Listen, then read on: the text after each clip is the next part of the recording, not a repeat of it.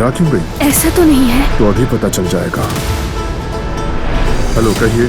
आगा मैं हूँ Turgut. Turgut? इन पे छोड़ा तो बच्ची मेरे हाथ से निकल जाएगी। जब वो औरत यहाँ से चली जाएगी तो हम यहाँ वापस आ जाएंगे, फिर देखते हैं कि क्या होता है। उम्मीद है तुम्हारा वक्त अच्छा गुजरा होगा। चलो इस बहाने तुम्हारा माहौल भी बदला। काफी अच्छा वक्त गुजरा। खुदा रहा जल्दी आ जाए भाई। ओह शुक्र है खुदा का। भाई हेलो हेलो भाई। कहाँ है वो? पता नहीं भाभी, मुझे नहीं पता। यकीनन तुर्गुत वाला मामला है, यकीनन। काश कि वो एक बार मेरे हाथ आ जाए। बात को ना बढ़ाओ, जो कहना है खुलकर कहो। अगर सुनने की हिम्मत है तो जरूर कहूँगा। हसन, दिलान ने फरार करवाया तुर्गुत को।